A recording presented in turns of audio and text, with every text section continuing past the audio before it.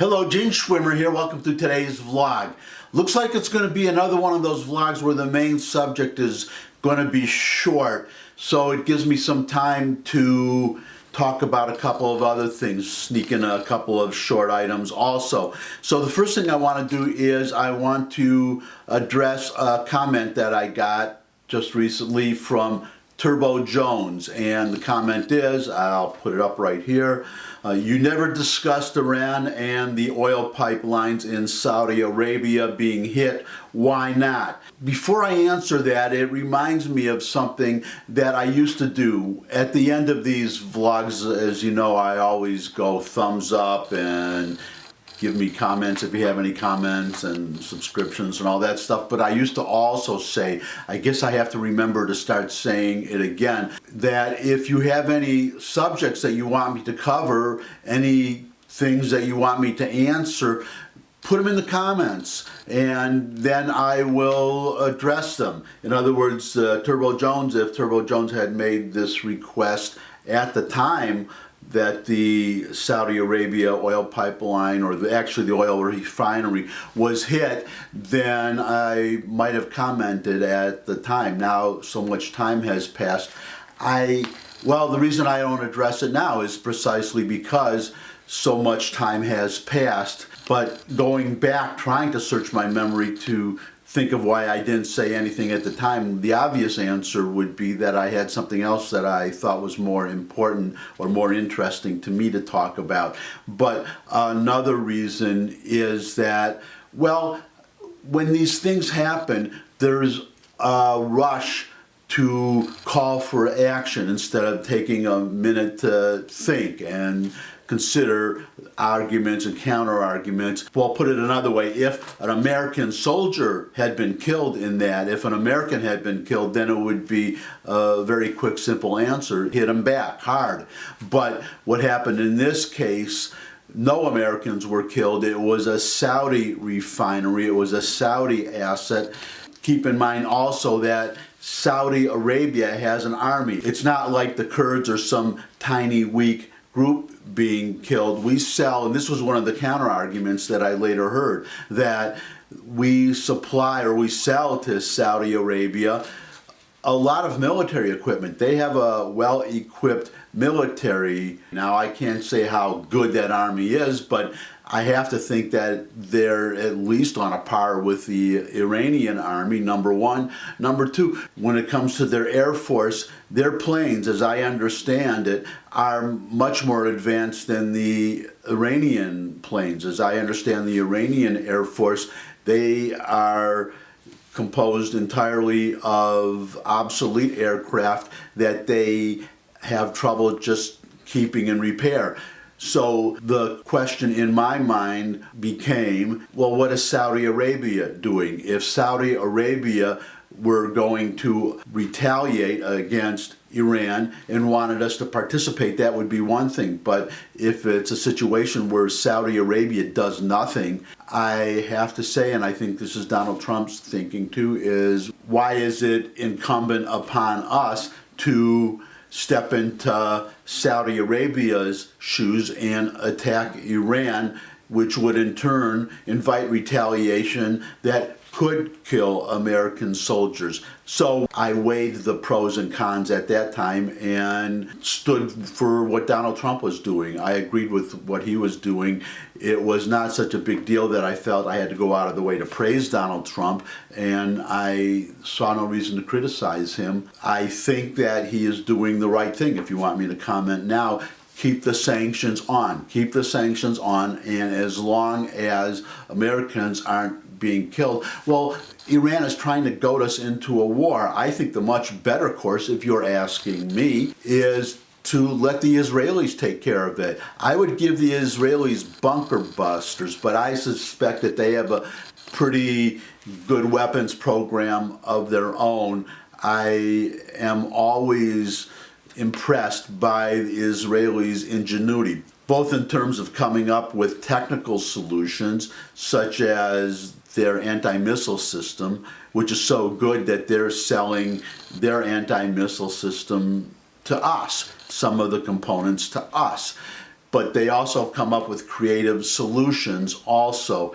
I'm not going to spend a lot of time going into detail on that today, maybe some future vlog, but I would give the Israelis bunker busters whatever they need that they don't have that we can provide. They have at least, if not a greater incentive than us to act against the Iranians. So I would keep the sanctions on, that's what I would do, and support the Israelis and let the Israelis take care of it. I do not think Israel is going to let Iran get an atomic weapon. I think they will do whatever they have to do because for them it's an existential threat. So that's why I think I didn't say anything at the time, but as I'm saying now, again, if somebody wants me to comment on something, put it in the comments. If nothing else, it saves me the trouble of having to think up a subject myself. Though, as it is at the moment, I have many more subjects that I would like to talk about than I have time to talk about them, because I would just casually mention I don't make any money from these vlogs, so I can't afford to take a day off and do a long vlog on a multitude of subjects. That's item number one. Second item I want to mention before we get to the main subject, very short, is an Economist YouGov poll that just came out yesterday, I think. I put a link to it if you want to read the entire survey, which is I think 118 pages. It's very long, but the poll that I want to focus on just briefly is this one. Put this one up here. As you can see from that table, the question is, are you better off now than you were 4 years ago? And among registered voters, 50% said better off now compared to 32% who said they were better off 4 years ago before Trump became president. If you look also at just the total, which is all adults, not just registered voters, then it's just 46% saying that they're better off, but that is still a majority. That's still more than the same amount. It looks like 32% registered voters or adults. So that gets us to the main subject, which is, well, this is not going to be news to anybody. I'm putting up the headline, but everybody knows by now that Nancy Pelosi has asked or ordered, that would be the more descriptive term, ordered the Judiciary Committee to draw up articles of impeachment, which to me is a major mistake. But what will be most interesting is, well, there will be several interesting items to note, but one of them will be when the time comes to vote the articles of impeachment out to the Senate. As we will recall, 2 Democrats voted against having just the inquiry. Remember, all the Republicans voted against, but 2 Democrats joined them. No Republicans voted with the Democrats to do this inquiry, or as I call it, an impeachment circus. So it's going to be interesting to see what happens now, especially with 31 vulnerable Democratic House members who were elected in districts that Trump carried. It will be interesting to see how the vote goes this time. Because if you get more than 2 Democrats, regardless of whether it includes those original 2 Democrats, if you get more than 2 Democrats voting against sending articles of impeachment, do you see what that does to the Democrats' case? In other words, you had 2 Democrats voting against having the inquiry, and then after you've had the inquiry and you've interviewed these witnesses, all chosen by Democrats, by the way, either chosen or approved by Democrats, if the end result of that is even more Democrats voting against impeachment, that looks very, very weak. It's just going to, well, they'll be sitting there with eggs on their faces. It would be humiliating. That's what I would think. But the bigger question is, why is Nancy Pelosi doing this? that's what I was trying to figure out. Why is she doing this? She has to know that it's a disaster, or it's a potential disaster at least, for Democrats, for their control of the House. The conventional wisdom is that she has to do it because she's being forced by the squad and the more extreme members of her caucus to go ahead with this, even knowing that it could come back and really bite them hard in the November election. My theory is that, well, I'm just thinking that she's fed up. That's my theory. I think that she knows that this is her last term as Speaker of the House, and therefore her last term as a representative, because once she's demoted, that's the way these things usually go. Once a representative has been Speaker of the House, I can't think of a case where that former Speaker of the House has gone back to just being a member of the House. I think she would retire at the end of this term, especially if they lose the House. But even if they win the House, I think that she's not, well, maybe that's the other motive, that she's hoping that if she goes through with this impeachment business, this impeachment circus, that the extreme left of her party will re-elect her as Speaker if they manage to keep the House, or as Majority Leader if they don't. But I think she is just getting ready to hang it up, and if she's getting ready to hang it up, then I don't think she cares anymore. That's what I'm thinking. So she's just letting the impeachment go ahead, and she won't be Speaker anymore, and to heck with it.